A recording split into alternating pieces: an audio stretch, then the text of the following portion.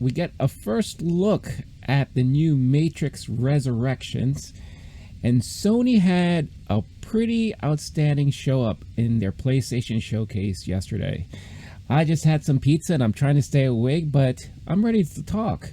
It's a Talking Talk Podshowcast coming at you now.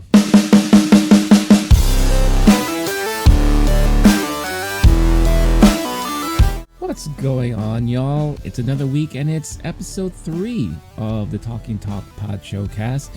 As always, appreciate you guys tuning in.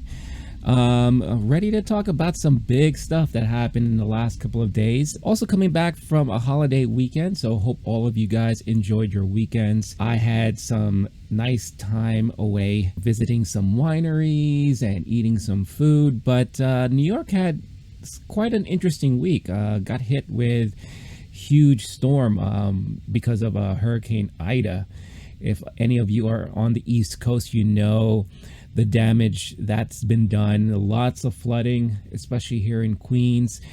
I'm sure by now most of you have seen the video footage of, you know, the floods, apartments flooding up, streets turning into like rivers. I know Jersey got hit a lot, so I hope anyone that may have been affected is now recovering well. Hopefully there wasn't too much damage, but it was pretty nasty out there. I actually got a call from the state government today asking to see if I'm okay and if I needed to sign up for any emergency assistance, which is nice that they're doing that for the residents here in New York who've been affected by the floods and all. But yeah, tough week, but this week went by pretty well. And like I said, a lot of interesting stuff to talk about, some big things. But before I get into things like that, as always, appreciate all the support you guys have thrown my way. The easiest way to show your support every week is to hit that like button.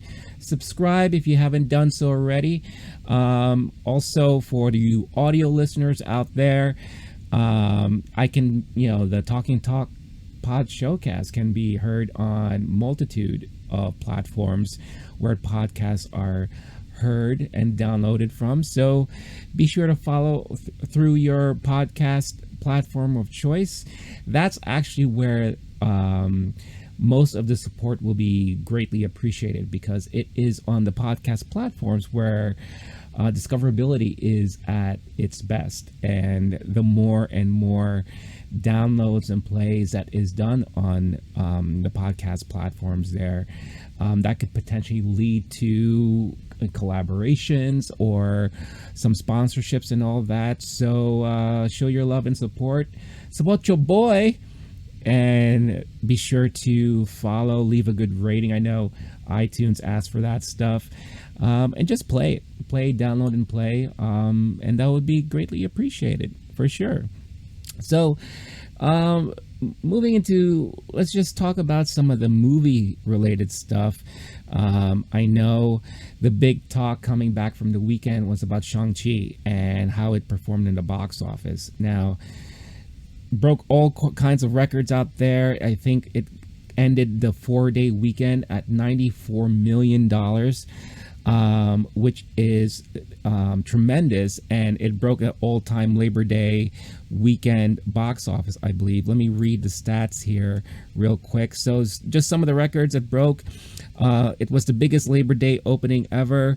It was the second best opening during the pandemic and third best September weekend ever, behind both of the It films when they came out.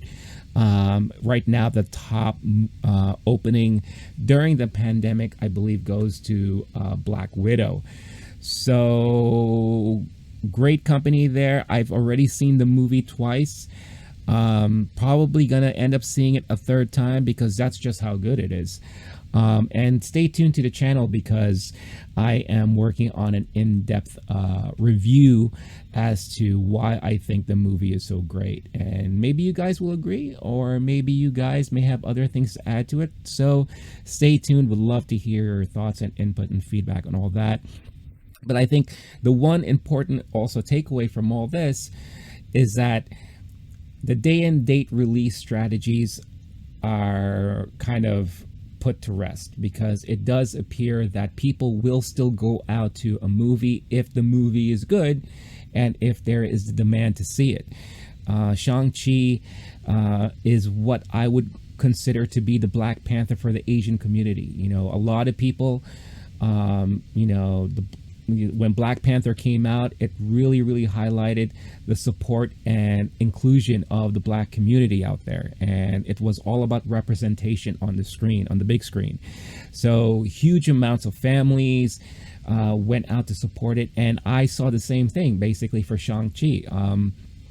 A lot of support from the Asian community, really loving the movie, myself included. I am part Asian, and it was really, really great to see. And it was really great to see all the details put into the movie that gels really well with Asian lifestyle and Asian family and all that stuff like that. So again, I'll go more into details about my thoughts on Shang-Chi, but people went out to go watch it, and I am curious to see how it's going to do this weekend, its second weekend.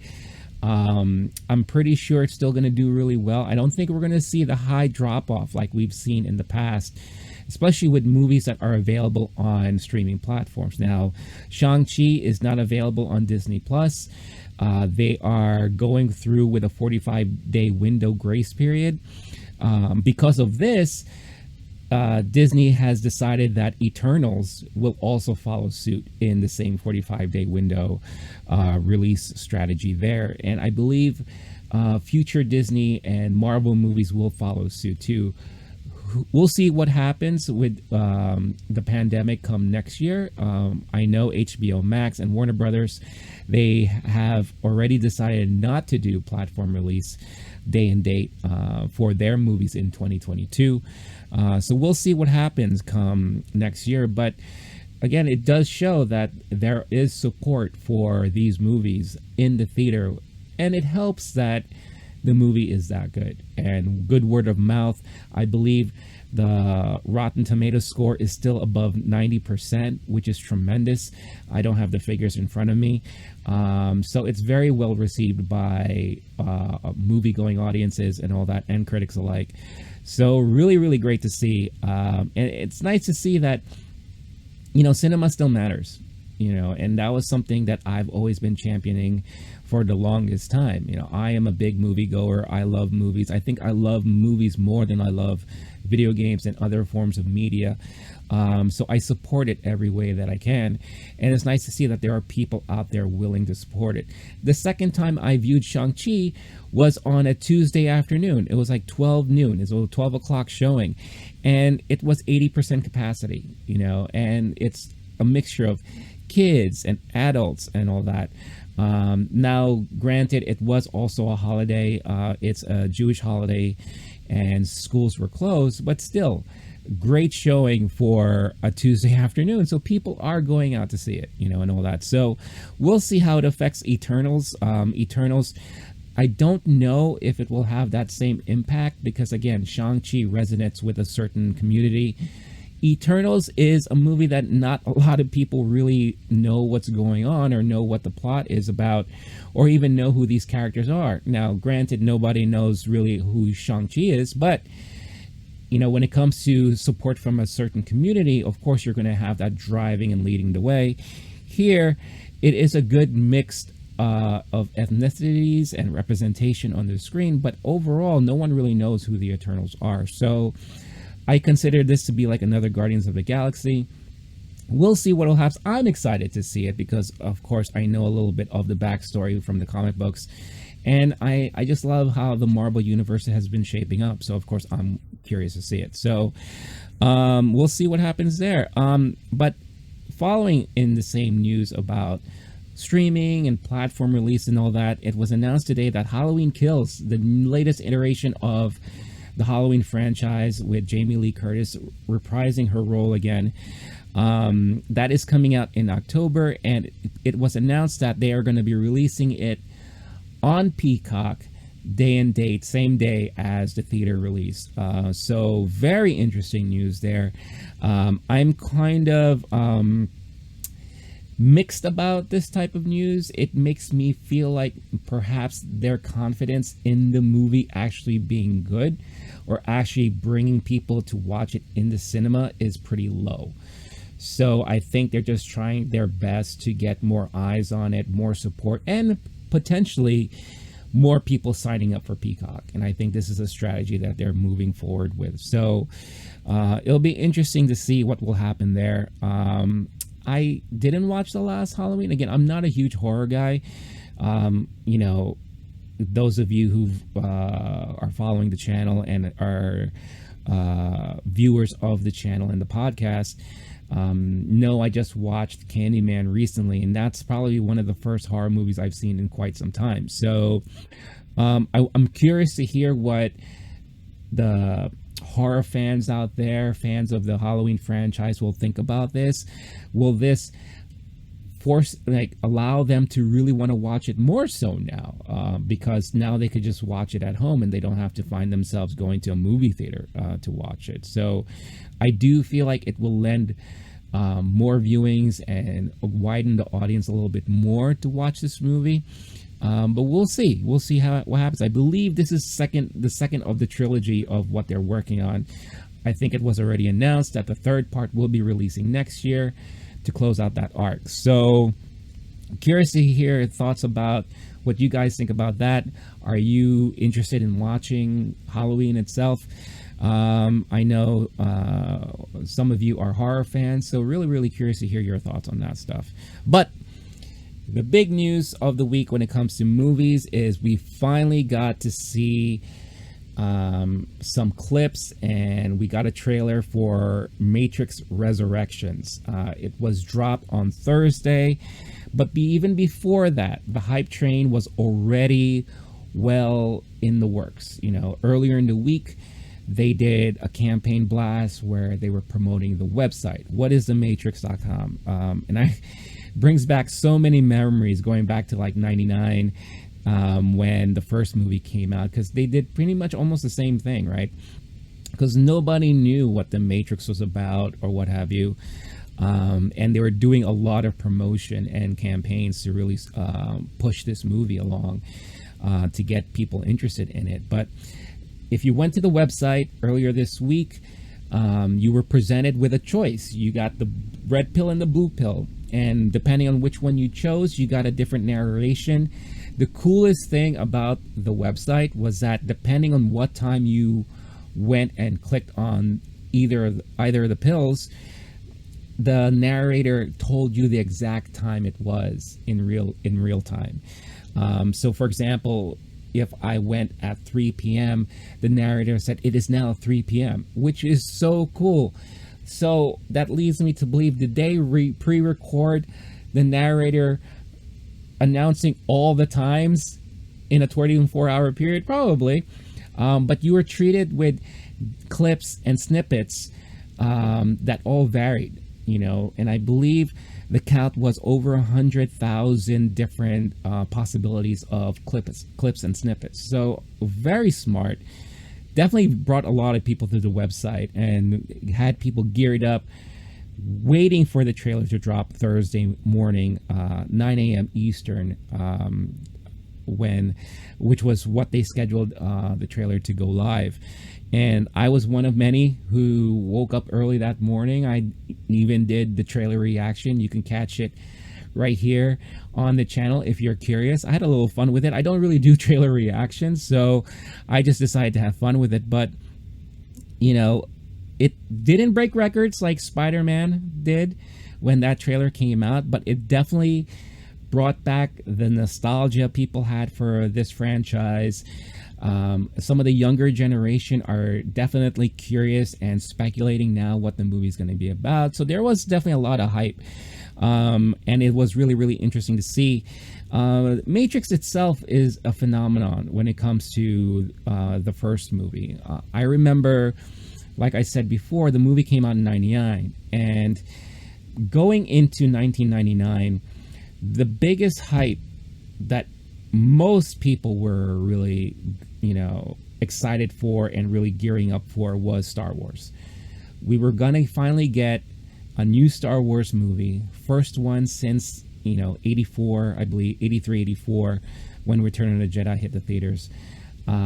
So it was that long of a gap until we got new Star Wars content. Phantom Menace, people were going to watch the trailer in theaters. This was before things were really popular on the internet. The internet really wasn't like a big thing yet at the time. So people still went to movies and enjoyed watching trailers and seeing them for the first time. Me and some of my friends, and I'm sure some of you watching are one of those friends, but I remember we got out of work, we called out sick, and we went to the earliest showing of Meet Joe Black in Manhattan. And it was a unique day because it was also the same day that Pokemon, the Pokemon franchise, made its first launch in the United States. So it was a twofer for that day. We went to Meet Joe Black. We went there to catch the trailer. Once the trailer was done, we left. We didn't even watch the movie. We couldn't care less about the movie. There was a reporter for the New York Times out there asking us questions. Even they were laughing that we had no interest in watching Meet Joe Black. To this day, I still haven't watched Meet Joe Black. But we went there to watch the Phantom Menace trailer because that is what we were excited for. I was looking forward so much to watching Star Wars and all that. And then afterwards, we went to FAO Schwartz, which is unfortunately is no longer there, but that's where Nintendo had their launch of Pokemon, of the Pokemon franchise. They had all the Pikachu VW Beetles that were lined up, playing the cartoon, playing the video game and all that. And this was where you could purchase Pokemon merchandise for the very first time in the United States and all. So it was an interesting day. It was a kind of momentous day in pop culture for me that day. But nobody was talking about The Matrix. Now, 99 ends. What was the most talked about movie? The Matrix. Star Wars was very mixed as far as what people felt about it. I think I was in pure denial that the movie was terrible or not that great at the time. I have grown appreciation more for it as the years have gone by because of multitude of reasons.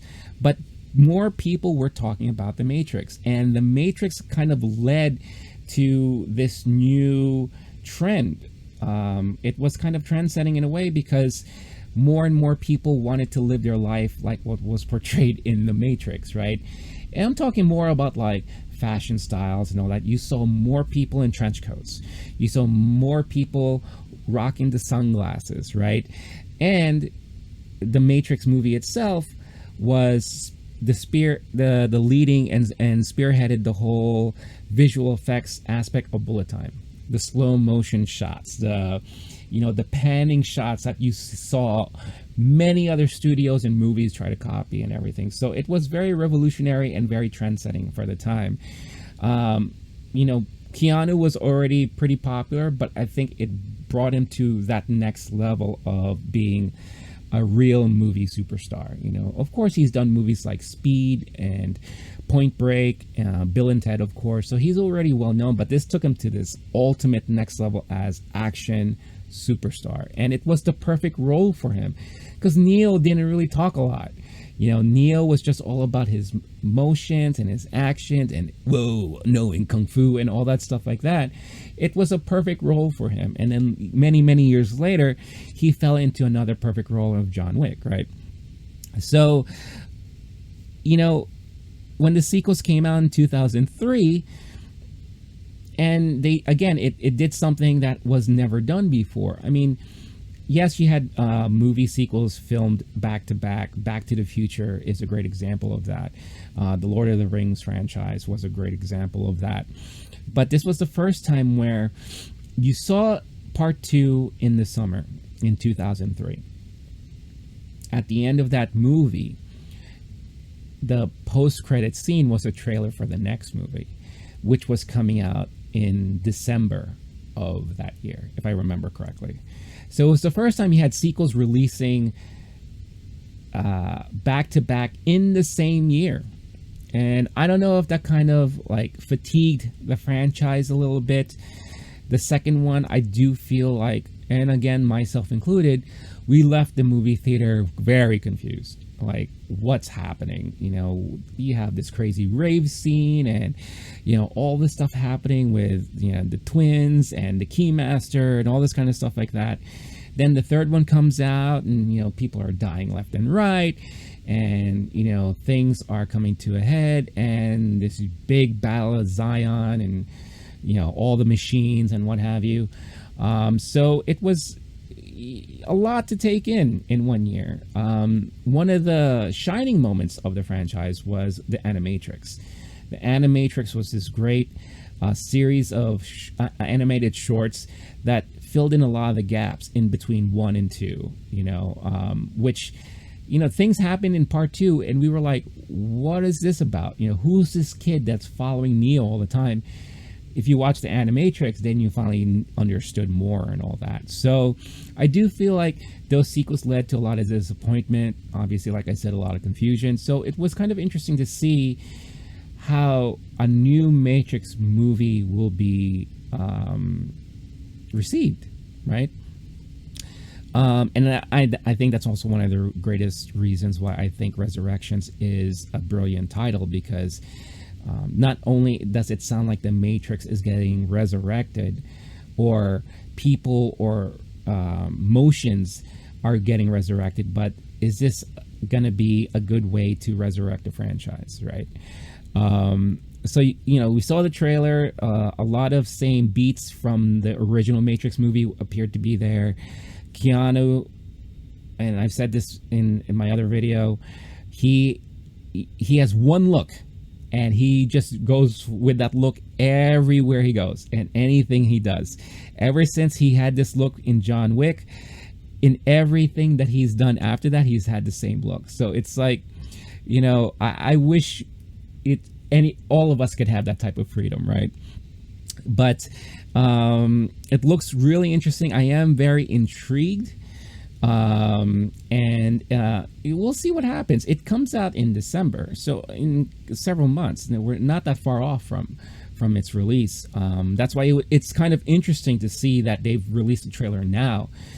We waited so long for it, but it's also good because they were able to keep a lot of things secret, a lot of things quiet. You know, we still don't know, is this a different version of Morpheus? You know, Yaya Matu sorry, I always mispronounce his name, but is he the new Morpheus? Is he a different iteration of Morpheus?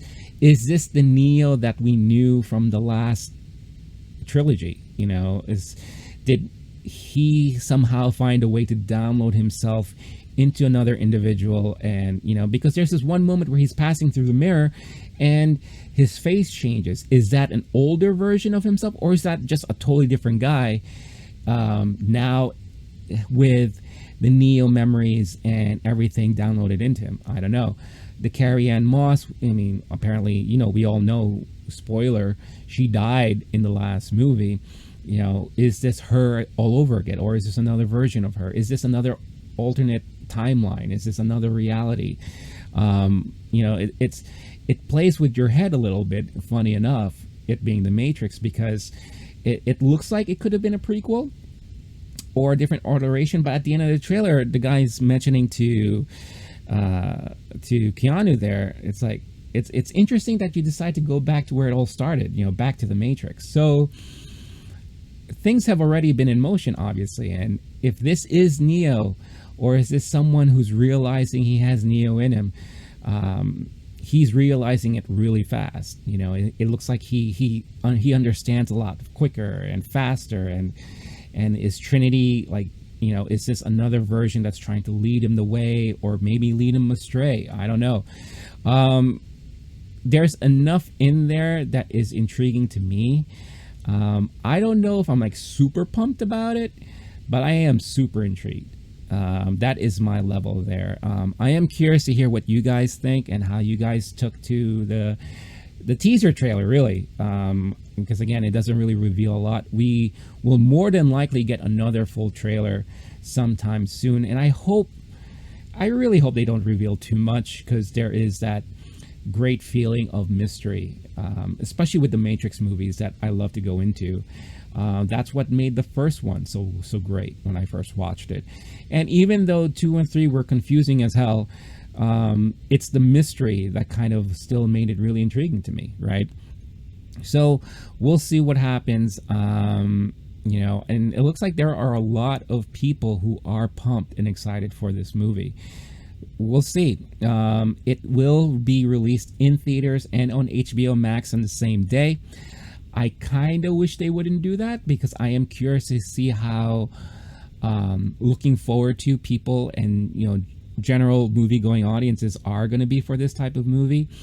I'm 100% positive that people like myself, my generation, who fell in love with the first Matrix movie, we're going to go out and support this movie, because we are definitely curious, and it will be interesting to see how things are going to play out. So yeah, Matrix Resurrections. Very, very interested to see how that's going to play out, and if they do find a way to capture that charm from the original Matrix movie, I am curious to see if this is something that they're going to keep moving forward with, and maybe perhaps produce a new trilogy. Or now with the streaming landscape that we're in now, why don't you do like a long form, limited series, or an episodic multi-season series, or something like that. It'll be really interesting to see how this is going to play out. You have HBO Max that can hold these types of shows now there, and has already premiered multiple shows. So you don't necessarily have to tie yourself to the movies for this. And I think if you allow yourself more time to explore deeper into the lore, into the current iteration of whatever this Matrix is, perhaps, it will gather more interest and prove the storyline to be more intriguing and entertaining and exciting for a lot of people. So we'll see what happens. Definitely curious to see what will happen there. So guys, again, as always, leave your comments and feedback, and again, thank you for watching and all of your support there. Just before I move on to the next topic here, I think what I'm going to be doing moving forward is, for the Talking Talk Podshowcast, I am going to make it so that this will release every Friday. And as for time, I'm going to try to set it for 12 noon Eastern time. If not, maybe I'll settle for a more 3 p.m. time, in case something breaks during that day that I may want to include into the show. But as always, if there's any certain topics that you guys want me to cover, let me know in the comments. Definitely always welcome to hear your thoughts and your feedback, and have conversations about anything that I may have brought up. You can also follow me on Twitter.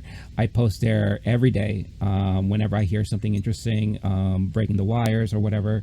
Or, I just like to be silly from time to time. Why not? If you know me well enough, I love silly. But yeah, check me out there. One bit of news that broke that is TV related, and something that I'm extremely excited for, is we got our first full trailer for Dexter Season 9. The resurrection of Dexter, speaking of resurrection, and we got to see what they're, or at least we think of what they're working on for this new season that's coming out in November. I was a huge Dexter fan for a very long time. The last 2 seasons of that series really disappointed me, and I may be in the minority, but I don't think I am. But I felt the last 2 seasons were rushed, and I felt like what transpired in the last 2 seasons went against everything that the series built up to be. A lot of the philosophies he followed, a lot of the things that he, and when I say he, Dexter Morgan, the character, he went against a lot of that stuff. And I was just really, really disappointed, my opinion, in that series.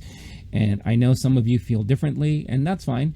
But for me personally, I was disappointed. So when I heard that they were working on another season, I was again intrigued. I like that is the word of the day, intrigued. And I think I am looking forward. I am being very cautiously optimistic as to how much I'm looking forward to this new season. Some of the things that they showed in this trailer that got me excited is that it now looks like Deb, his sister. Again, spoiler alert, if you haven't watched this series, it's been out for so long, but Dexter does kill his sister in the last season, which again pissed me off. But it looks like now she is his inner voice. And I am, if you watch this series and you're familiar with the series, it was his dad that was always the inner voice. Now, if Deb, his sister, is the inner voice, I am very, very curious how that's going to play out. We get to see a grown-up version of Harrison, his son, at the end. So I'm really, really excited to see how that plays out. It looks like he is still in that offshoot town that we caught a glimpse of at the end of the series the last time it was out, and the new lady that he's shacked up with appears to be part of the police department, and he may be getting himself involved in certain things. So really, really curious to see how it plays out. I'm excited. If any of you out there are Dexter fans, if you've watched this trailer, how excited are you? Are you intrigued at all like I am? I am very, very curious to see how this plays out. So now let's talk about some video game news, because this year wrapping up the first year of the next gen cycle. It first started last year with the release of PlayStation 5, Xbox Series X, which was their next-gen consoles that, even to this day, are still very difficult to get. I know a lot of people, including myself, have been lucky to secure these units. I was able to secure them pretty much on launch, which rarely happens. I think the gods were shining down on me. The video game gods were shining down on me those days. But I have some other friends who were able to finally secure themselves their units earlier in the year. But to this day, it's still a problem. People still can't secure their systems. And honestly, and this is just me speaking from the heart, good, because there's really not much to play. It's been very, very slow as far as real true next gen releases. Xbox had Medium.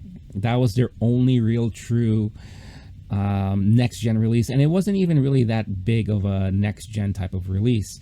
I think they were really banking on Halo, but that got pushed back multiple times. Now it's going to be released at the end of the year. So perhaps that's going to be something that's going to change the game for them. But it's really been PlayStation 5 that's had stuff.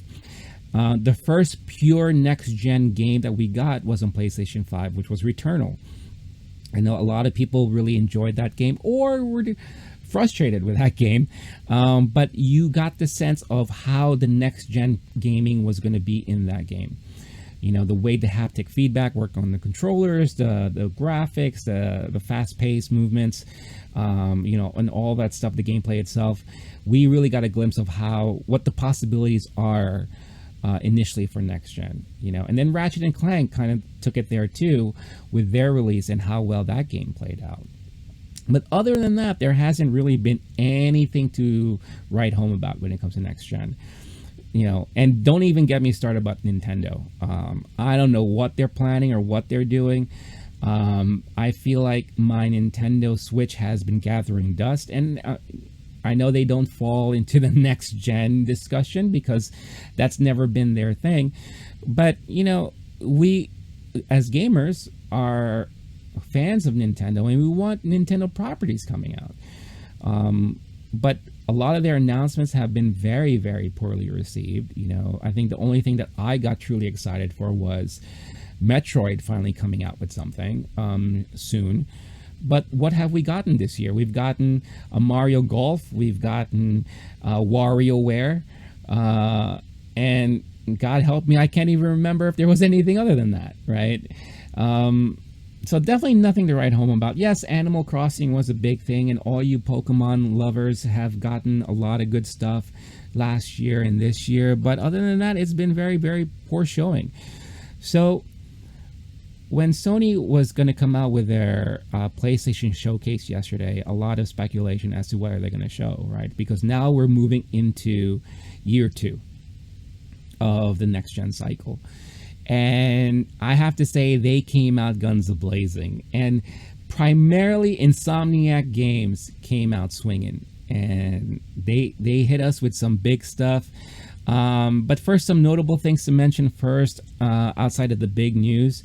We are getting GTA Next Gen, which is great for a lot of you out there. I signed off on the whole GTA bandwagon a long time ago. I think it's well overplayed and overhyped. They're finally coming out with a new Gran Turismo that I know a lot of people are really excited for, so that looks really, really fascinating. Looks really cool. We're getting another Uncharted remake collection. Take it for what it is. I know that will please some people, or for those who haven't even played anything yet in the Uncharted series, this can be good for you guys. The one thing that really, really stood out that was not part of like the big reveals was Forspoken. Forspoken is this new action. It looks like an action RPG game from Square Enix.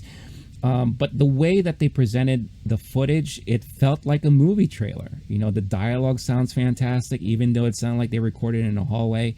But the dialogue was really well done, and the action and the graphics looks very interesting. Square Enix, they do good jobs at these type of games. Now, some will say, they were kind of a miss with the Marvel Avengers. Outriders, it's like 50-50 split down the middle. I think people were hyped on it in the beginning, and then it fell off. But it was still an interesting title regardless. And I know a lot of people still play it today. So Forspoken looks like it could be another one of those things, which it could have that potential in there. So I'm very interested in that. And I have to say, I am very concerned about Deathloop. Here's why.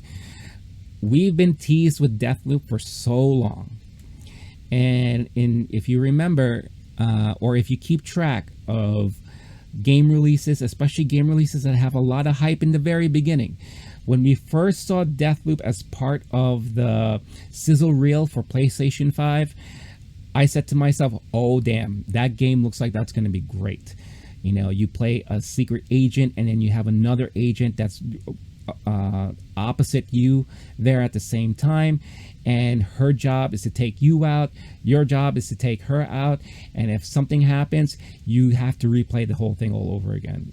At least that's, I'm nutshelling it, right? Putting it all in a nutshell. It just looked fun, and it looked really, really interesting, and it looks like it was going to offer a new gaming mechanic that you haven't experienced before. But then it got delayed, I believe, once or twice, and every time there's an announcement or a showcase, it's always included. And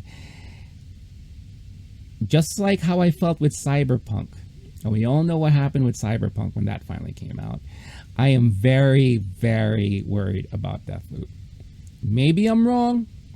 Maybe I'm talking out of my ass. Won't be the first time. But I am concerned about Deathloop. And for all we know, maybe Deathloop will come out and it'll be a great game, but it could also come out and be a huge bomb, right? I hope not, because it looks really, really fun, to be honest with you. It looks like a lot of fun, and it looks very interesting. So I am a little concerned about that. Curious to hear what you guys have to say about that. But let's talk about the big reveals. And like I mentioned before, the whole lack of titles for next gen, it's very common. Whenever a new system comes out, it's always been, well documented that the first year of all of these console releases are usually the slowest years. you'll be lucky if you could get one or two titles that really speak to the potential of that system. It's really year 3, 4, 5 where you get the biggest games that utilize those consoles' full potential, or at least 85 to 90%, right? So we'll take that with a grain of salt. But the big stuff that was revealed in the showcase yesterday, first we got our glimpse of God of War Ragnarok. I'm a huge fan of the God of War series. I know there are a lot of you out there who are. And the last time they did a showcase, we got teased with narration and the title. Now we got to see actual gameplay. It looks phenomenal. It really literally looks like it's picking up exactly where the last God of War, ended, and it's picking right back up there. And it looks like we are going into the Norselands, and we get introduced, or we encounter Thor in this game, which is great. And I know nowadays when people hear Thor, you think about Marvel Comics and the Marvel Thor, but Thor is an actual Norse god.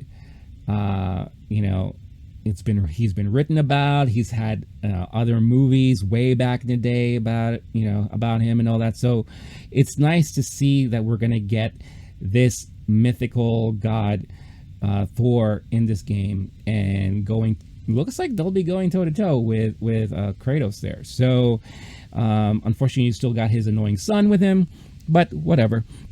But the game looks great. So boom, we get to see a glimpse of that. And I'm not going in order of the reveals here. I'm just going in order of, to build up the suspense of the one thing that I am extremely excited for.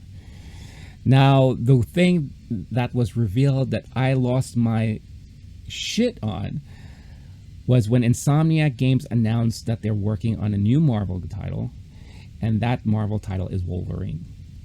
And I was like, are you kidding me? And I was like, that's brilliant. That is brilliant. And I'll tell you why.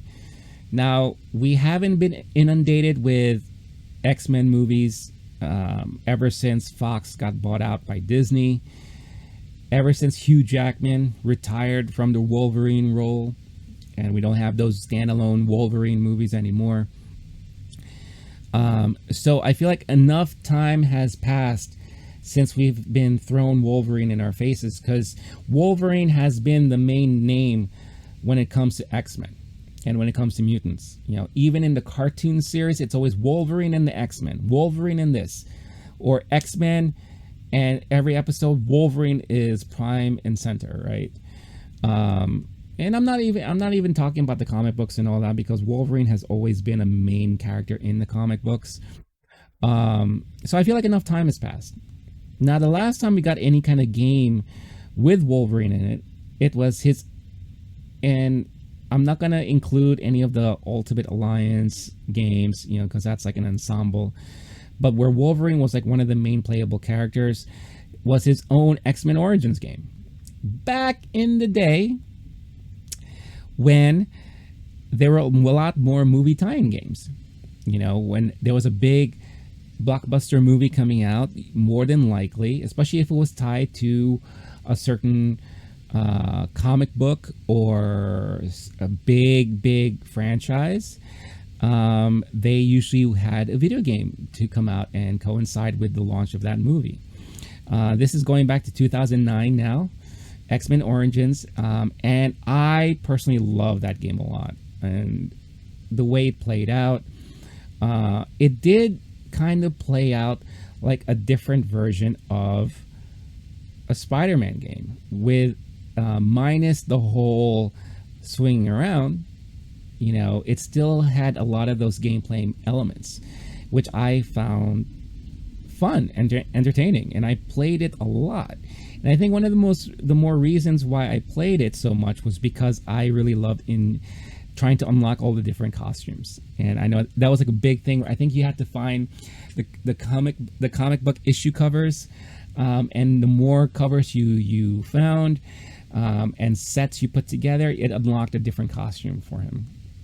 You even had a chance to practice in the danger room, which was a lot of fun. And I really had a blast with that game. Now, if they're doing a modernized next gen version of that type of game, but obviously adding their own Insomniac creativity into it, I'm all in. Sign me up. I am excited, and is this gonna play in the same realm and universe as the Spider-Man titles? We don't know, but it's Insomniac, right? So there's a potential, maybe. We are going to get Wolverine and X-Men in the MCU eventually. Don't know what's going to happen to the future of Spider-Man in the MCU, but that is another story to tell. But I'm excited. And I'm excited because of the potential in this type of game. And they have a great proven track record when it comes to superhero games because mainly of the Spider-Man games. I think you'll be hard pressed to find someone who disagrees that the Spider-Man games are great games and are a lot of fun, because they are. They're tons of fun. Plays out sometimes like a movie. Miles Morales has been phenomenal, and I can't wait because the next big reveal is that they have revealed that Spider-Man 2 is in the works, coming out in 2023. So we still have yet a long ways before this game comes out. So for all of you who still don't have a PS5 and want to play that Miles Morales games, you still have a good year to do so. I need to go back and play it myself. I played it, but I haven't finished it, so I need to do that. But and Wolverine is TBD. No release date has been announced, but we did get a teaser trailer of Spider-Man 2. It does look like we have Miles Morales and Peter Parker working together in this movie, and then we got that big reveal at the end of the trailer that Venom is going to be in this world, is going to be introduced in the next game, and that is going to be a blast, and I'm very, very curious as to how that's going to play out.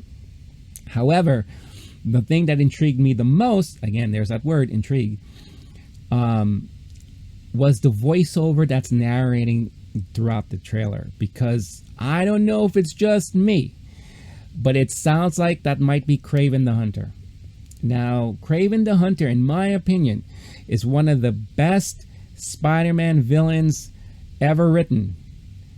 Yes, he wears a lion freaking head vest or whatever you want to call it, and he looks goofy sometimes. But his motives and the way he carries out his actions and motives is fierce and violent and downright scary. And if you've read the Kraven the Hunter run in the Spider-Man comic books, you'll know exactly what I'm talking about.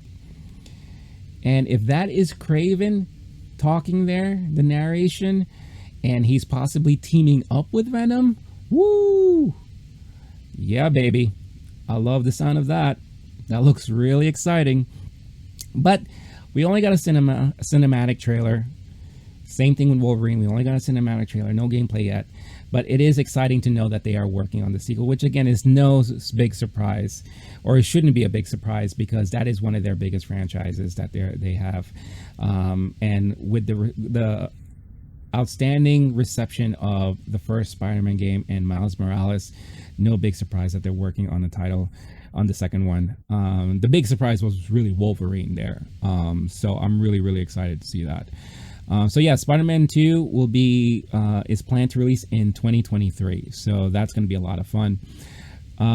But the piece de la resistance, as I like to call it, for me,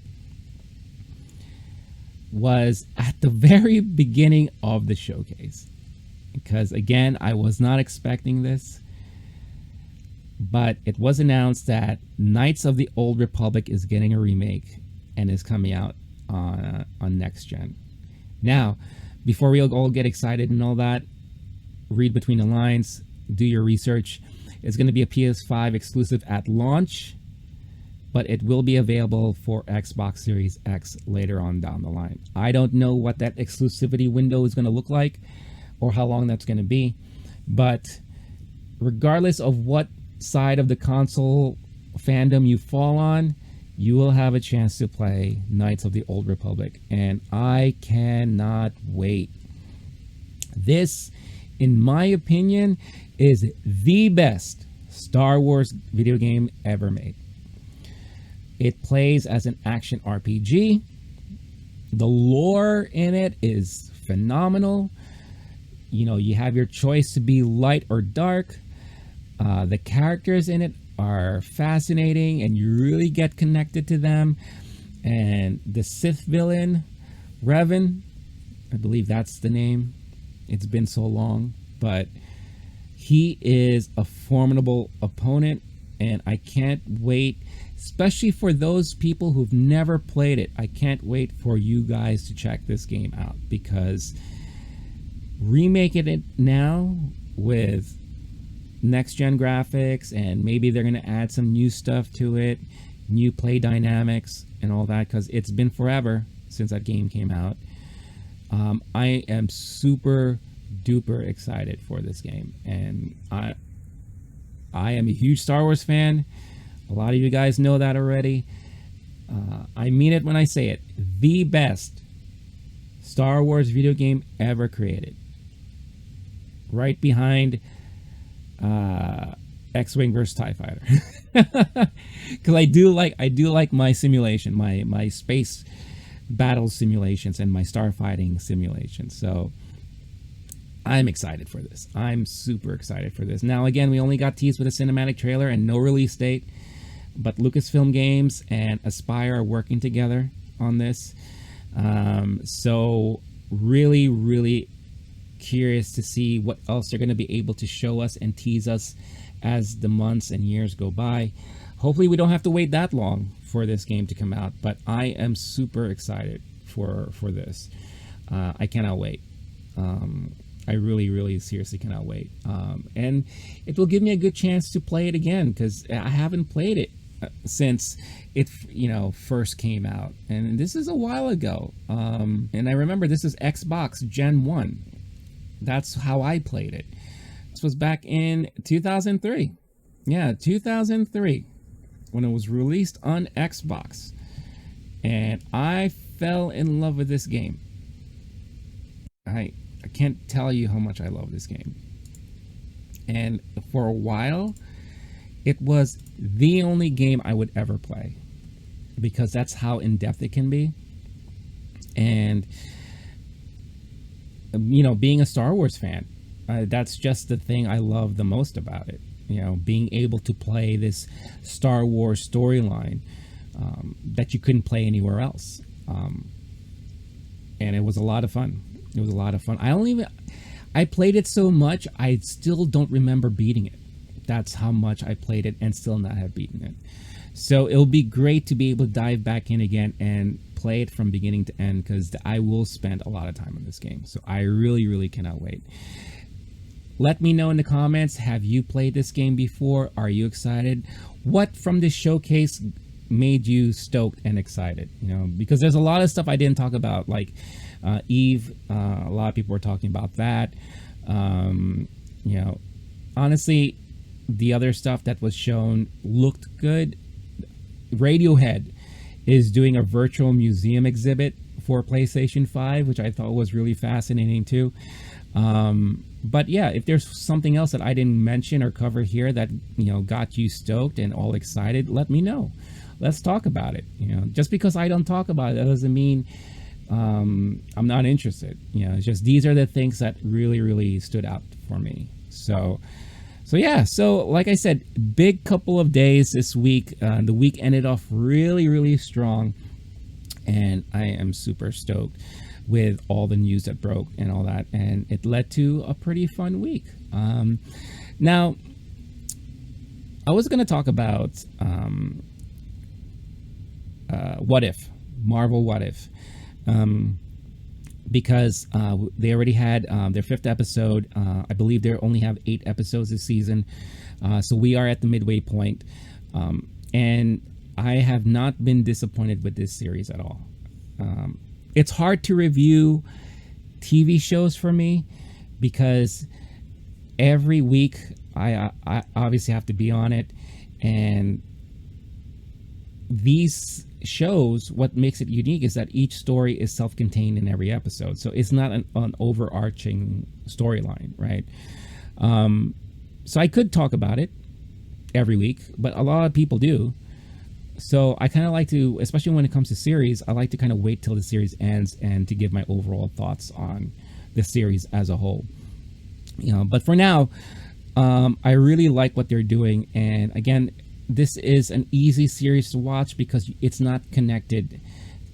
Every episode is not connected to each other. It's its own standalone storyline. And the great thing that I love about What If, I was a huge What If comic book series fan when I was a kid, because I did love reading alternate storylines, alternate realities. And I think this show is brilliant because right after the heels of Loki, when the multiverse kind of exploded and kind of were introduced to all of us, now we're getting a show of these universe, these other alternate universes, and what the possibilities are in each of those universes, right? The episode 1 talked about, Peggy Carter and what if she became Captain America instead of Steve Rogers, and Steve Rogers became like the Ironmonger or whatever you want to call him. And I thought that was a very cute episode. We heard, and they announced that she's going to come back again in another series, What If, probably a season 2 of What If. Or I think it would be awesome to create its own standalone series, animated, for herself. Haley Atwell is a great actress, and I loved hearing her voice in it. But it was an episode that played it safe. It was an episode that it kind of retold Captain America: First Avenger, but with the premise of Peggy Carter taking the helm of Captain America. And it played out pretty much almost note for note, right? So it was a safe introduction to kind of ease people into things, And then episode 2 went off into its alternate reality rail, but it was brilliantly done. And look, before I continue, if you guys haven't been watching the series to date, I am going to spoil some stuff for you. But again, it's up to you if you want to continue. If you want to move forward to the collectible of the week, timestamps will be available in the description. Or if you're listening on audio, just fast forward, and I promise I will be done with this mini half-season review very soon.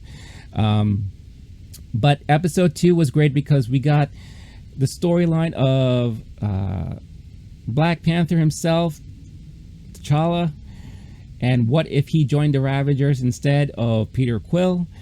And it's interesting to see how if you got a different type of person with a different upbringing and a different type of maturity, how it could play out so differently, but beginning with the same steps as the original premise, right?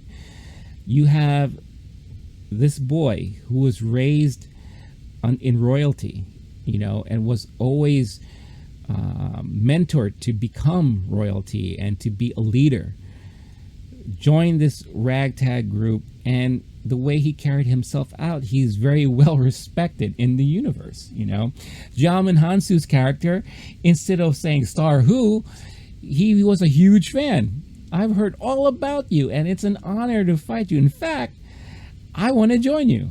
Which is really, really great. You had Thanos joining the Ravagers, which was hilarious because he was like a running joke. How they kept teasing him about genocide and how he thinks it's the most efficient way to fix the universe. But they keep poking fun at him because they said, but that's genocide, dude. And it was just a running joke that was so funny. So I loved how they really, really told that type of story.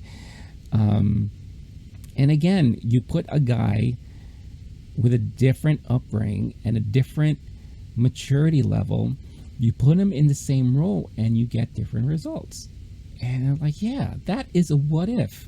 That is truly a what if. And it was a lot of fun. And then you had episode 3 there, where it tells the stories of what if the Avengers were never formed, because they all got picked off. They all were getting killed and all that. And the person who was doing it was poor old Hank Pym. because of the loss of his wife. He was grieving, and he was blaming Shield, and because of all that, he went crazy. And anything that Shield was working on, he went against. And this was his way of going against Shield. It was just destroying what they were trying to create, because his life was made miserable because of losing his wife and his daughter. And it was really interesting to see Loki teaming up with Nick Fury and all that. So it was another, again, what if, but playing through the Avengers storyline in a different way. And it was, in my opinion, for the most part, more comical for me personally than anything. Then you got to episode 4, which was the saddest episode to date, and it was Doctor Strange. And what if he never lost his hands, but he lost the love of his life? And that was truly, truly heartbreaking, because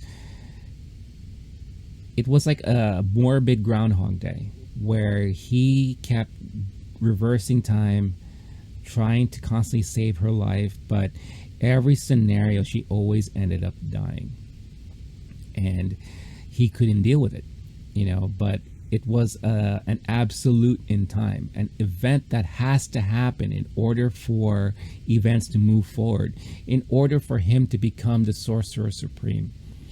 But he wasn't having it, and he lost his mind. He did a lot of stuff he wasn't supposed to do. Ultimately, yes, kind of bring her back, but at the expense of the universe that he lived in. And at the end of the day, it never worked out, and he destroyed the universe as a whole. And this is one of the first times that you had the Watcher interacting with the main character of the events happening in that episode.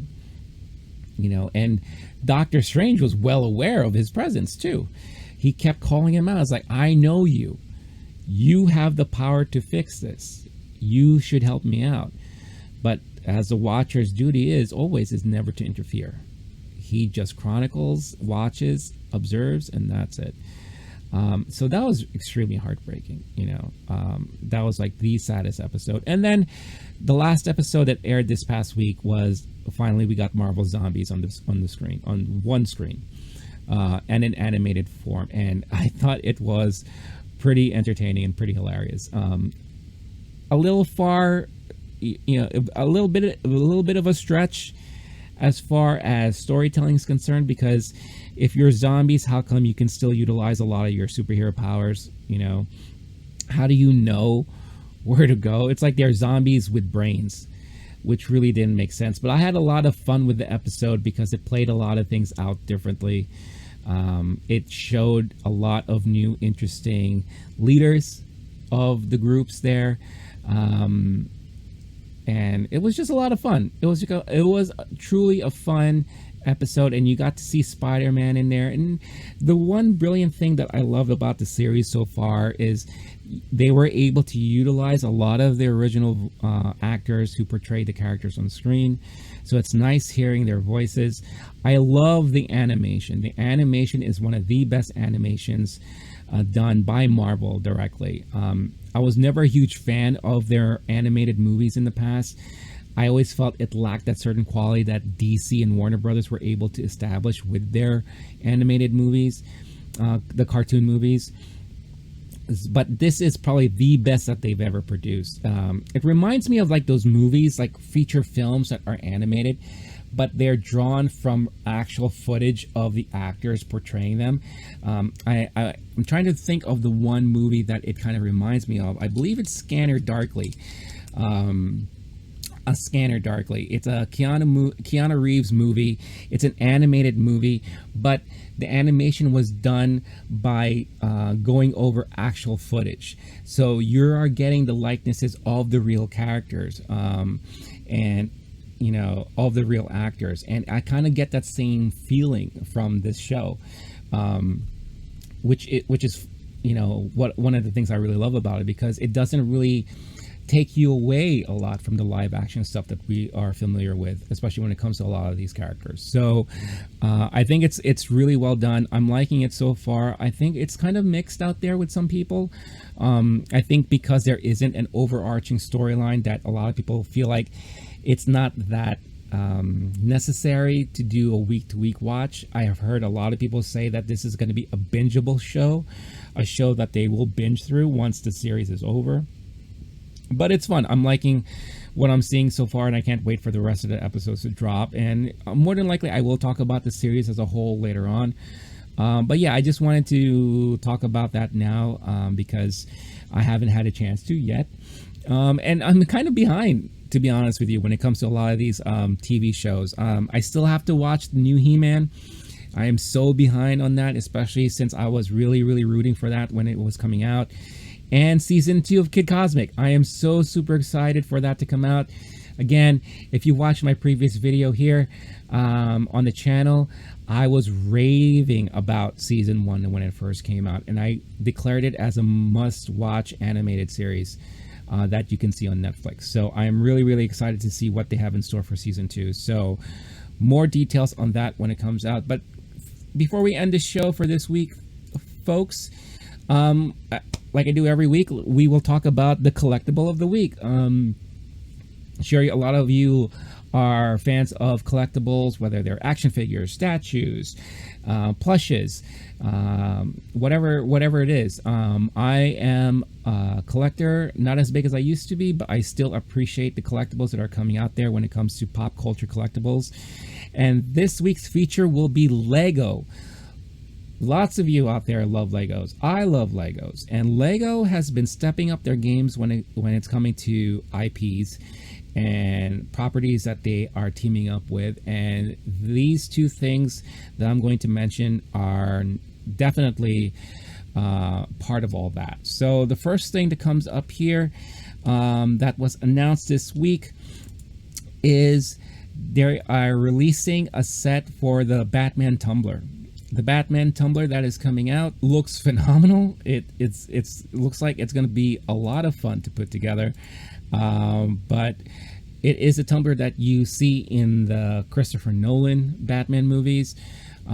It's available for pre-order. It is $230, but it looks like a fantastic piece with over 2,000 pieces. But it just looks beautiful. This thing just looks beautiful and phenomenal. It does come with minifigures of Batman and the Joker. But the detail, the specifics, even in the console, the cockpit, the wheels, I mean, this is a beautiful piece. This is really, really beautiful. I love it. And I don't know if this is something that I would personally be picking up myself.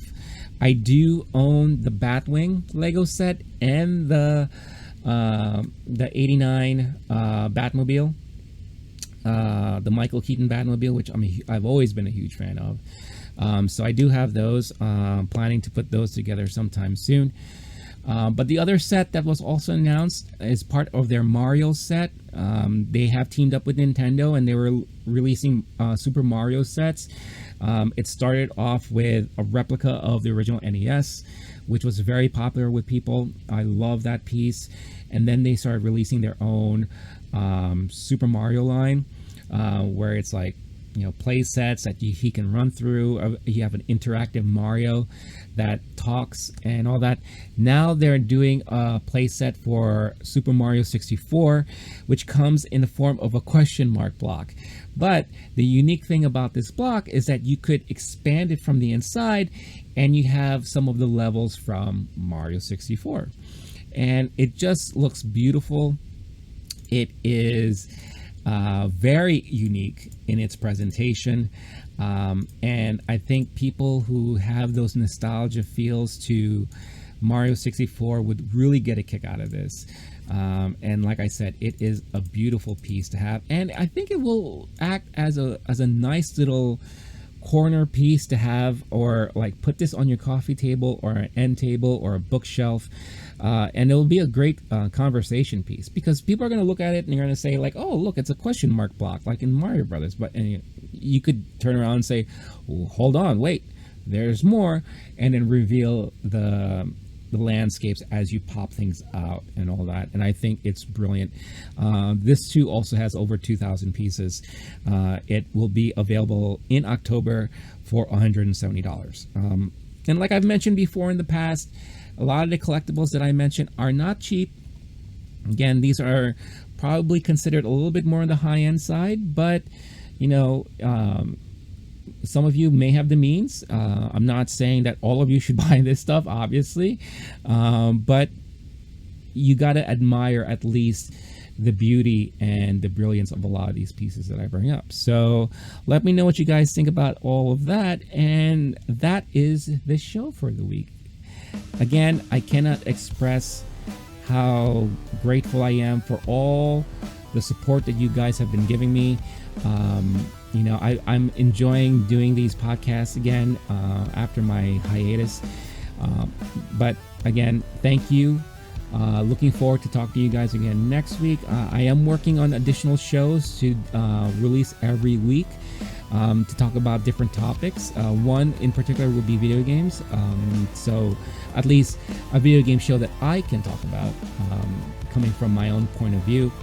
And a show that will allow you to get a little more in depth and inside of myself as a person, my experiences in life, and just my take on things happening not only in pop culture but the world in general. And it's more of an intimate chat that I will have with you guys, and will allow you guys to get to know a little bit more about myself. So stay tuned to the channel for that. Again, like, subscribe, spread the word, share this with people who you think might enjoy this type of program. Audio listeners, I appreciate all of you guys. I want to also give a shout out to a lot of the people who watch the show online or listen on podcasts, and I never hear from. You know, I never hear a comment or anything like that, but I do get a lot of you viewers and listeners out there, and I want to thank you. I want to thank you for tuning in. You know, whenever a new piece of content drops. Maybe you hit the like button on YouTube. Maybe you've already subscribed. Maybe you've downloaded and rated on the podcast. And if you have so, my deepest thanks goes out to all of you guys. You don't always have to say anything, but your support is seen and is felt. So I really, really appreciate it. So guys and gals, until next time, stay cool, stay classy, stay safe. And I'll catch all of you next time. Bye.